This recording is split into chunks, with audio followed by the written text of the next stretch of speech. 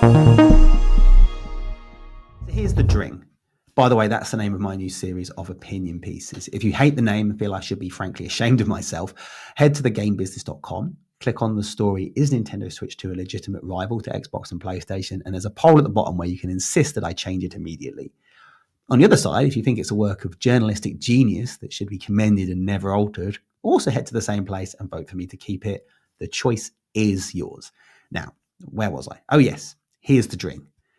It feels almost inappropriate to be talking about Nintendo's business strategy at a time like this. The tariffs imposed on Asian countries by the US, the very countries that produce the chips and machines that play our games, feels frankly existential. We just have to hope the various governments reach an agreement or the Entertainment Software Association can make an effective case for our industry. In a time when video game growth is slow to non-existent, this really couldn't come at a worse time. But anyway, Nintendo. I've been caught somewhat off guard by the hysteria around the price of Nintendo Switch 2. The retailers I spoke to, they all thought it was reasonable. The analysts didn't shift their sales estimates, and it was roughly in line with what people were suggesting before the direct was aired. I've personally spent £430 on the Mario Kart World bundle, and although I'd hardly call that cheap, I didn't think it unreasonable. But I guess that's just it with value. It's subjective. £430 for a games console and a game that will likely be a fixture in my household for me and the kids for the next 7 years doesn't feel astronomical to me. But someone else may have a very different perspective. I'll give you an example. When Nintendo charged full price for Super Mario 3D All-Stars, do you remember that back in 2020? It was a pretty basic port job done by Nintendo of 3 old Mario games. Personally, I saw a product that was at least 80 hours of guaranteed joy. I was going to get a lot of fun out of this. It's going to last me all Christmas. I felt like it was a bargain. But some fans were outraged. How could Nintendo justify that price tag when it's clearly spent so little in putting it together? It's an argument I've always found hard to follow that. It's not like we expect romantic comedies to be cheaper at the cinema than superhero movies because the budgets are less. But at the same time, when other game collections come in at a far more wallet-friendly price, Rare Replay, for instance, featured 30 iconic games, including the Banjo-Kazooie platformers, for £30. I can see why some fans felt shortchanged. In the end, though, that Mario collection shifted 9 million copies in just a few months. People did see the value. But will the same thing happen this time? For all the hand-wringing, will Nintendo Switch 2 just carry on where its predecessor left off and sell huge amounts of units? I know a lot of the issues actually aren't about the console price, but around the $80 price associated with the game Mario Kart World, although it is cheaper in the bundle. And I have to ask, who's buying Switch 2 without Mario Kart? Anyway, the point is, it's the highest price we've seen yet for a AAA video game and a big leap over the Switch 1 pricing. Is it too high for a video game? Will people find it hard to justify that in a cost of living crisis? Or does its inevitable longevity and quality make it a more palatable purchase? Ultimately, the market will decide this, though. Nintendo, PlayStation, Xbox have all got the pricing wrong in the past. Nintendo with the 3DS, PlayStation with the PS3, Xbox with the Xbox One, and they all reacted accordingly. Nintendo Switch 2 looks like a pretty good console with a bunch of great looking games. That's the main thing. You can't fix a bad product.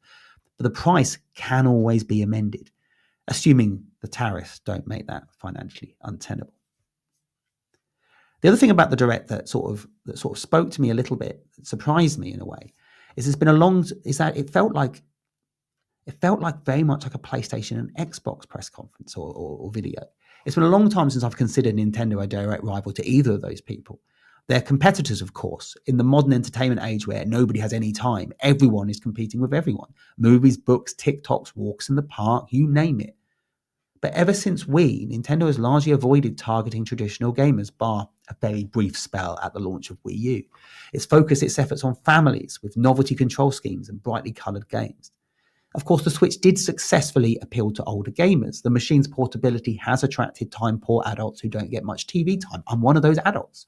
But it's still not quite a direct competitor to Xbox or PlayStation. The most popular franchises on Sony and Microsoft's machines remain largely absent from Nintendo. Call of Duty, Madden, Assassin's Creed, even the Switch versions of FIFA, at least up until the EA Sports FC rebrand, were the significantly inferior legacy editions. However, the Switch 2 release slate is filled with games that have sold very strongly on PlayStation and Xbox formats. There will be Call of Duty. There will be Madden, EA Sports FC, the full version, Final Fantasy, plus modern hits like Elden Ring and Cyberpunk 2077. At this point, I'm half expecting a Switch 2 version of Grand Theft Auto 6. Switch 2 is clearly powerful enough to run capable versions of modern games. With publishers, developers, and even platform holders targeting PCs with variable specs, including the Steam Deck, plus, of course, the existence of the Xbox Series S, it's not unreasonable to suggest Switch 2 might be able to run most, or at least a lot, of things that this generation throws at it. That certainly wasn't the case last time. In addition, one of the biggest surprises of the Switch 2 reveal was the Dustbloods, a new hardcore action game by Elden Ring developer From Software. Nintendo signs games like this from time to time, and they're largely designed to bring a new audience to the Nintendo ecosystem. So someone comes in for Dustbloods, and they might go and play Metroid, they might buy an extra controller, they might sign up to the online service. But here's the thing, the audience for Dustbloods is frankly a PlayStation audience. From Software's games are closely associated with PlayStation. Now, I'm not suggesting From Software fans are going to start trading in their PS5s for a Switch 2, nor am I suggesting PlayStation or Xbox fans would ever choose Mario Kart over Gran Turismo or Metroid over Halo. But what about as an additional purchase? A means to take something like Elden Ring, which they've already played, on the go. We know there is a decent crossover between PlayStation/Xbox owners and the Switch audience. The difference this time is that there appears to be more of the same games coming to Nintendo's system. In this engagement era, any platform that's hoovering up some of those valuable Madden or Call of Duty hours is a competitor to PS5 and Xbox consoles. And although PS5 and Xbox Series X are technically superior machines, Nintendo is the more flexible option, at least for now. I've often felt PlayStation, Xbox, and Nintendo play slightly different versions of the same sport. And I still feel that way. It's just now they appear to be playing them all on the same park. I know certain third-party developers that will be hoping I'm right. At a bar at GDC, I spoke to one leader of a major independent studio who was openly concerned by Xbox's strategy of moving away from the console. He was concerned it would negatively impact future negotiations with Sony. It's tough negotiating with somebody when they know that you are their only real choice, he said. Perhaps Nintendo Switch 2 could be that alternative choice, a viable option for third-party developers that's an alternative to PlayStation. Outside of the third-party games, let's talk a little bit about the first-party games. In our reaction podcast last week, GameSpot's Lucy James talked of her surprise that there weren't more first-party games on display during the Switch 2 reveal. In truth, there was plenty, including some pretty big franchise games in the form of Mario Kart and Pokemon. Yet I understood where Lucy was coming from because it did feel like something was missing, namely a big new Mario or Zelda game that can, alongside Mario Kart, appeal to both mainstream and hardcore audiences alike. Yet what if, and bear with me here, Donkey Kong Bonanza is that game? Let me jump back a bit. A lot has been made about the success of Nintendo Switch because of its 150 million sales. And it's certainly impressive. Let's not, no bones about it. But it's not astronomically bigger than any other era. In the previous generation, the Wii U and the 3DS generation, Nintendo shifted a disappointing 90 million pieces of hardware. But the generation before, the Wii and DS generation, it was over 250 million. The one before that, GameCube and Game Boy Advance, was 100 million. In the 1990s, across the N64, SNES, and Game Boy, Nintendo shifted some 200 million devices. As a single product, Switch is one of the most successful games machines of all time. But if you take a more holistic view of Nintendo's hardware business, selling 150 million machines over 8 years is great, but it's not unheard of. Where I believe Switch has really delivered for Nintendo has been in terms of its IP. Before the launch of The Legend of Zelda Breath of the Wild, the best-selling Zelda game had only sold 9 million units, and that was 2006's Twilight Princess. Breath of the Wild had sold nearly 4 times that. Super Mario Odyssey is over twice as big as the previous best-selling 3D Mario game. Animal Crossing is 3 times bigger than the previous best-selling title in that series. Mario Kart, Pokemon, Luigi's Mansion, even smaller brands like Pikmin, Fire Emblem, and Kirby are all exponentially bigger today than they were 8 years ago.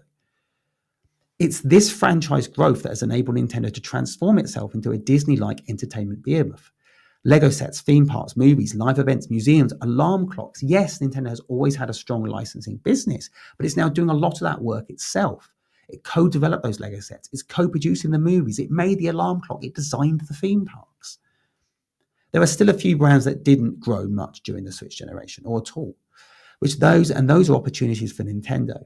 One of those games is Metroid, which received one admittedly excellent 2D game and a remaster, which was also admittedly excellent during the Switch era, both of which performed very, very well by Metroid standards.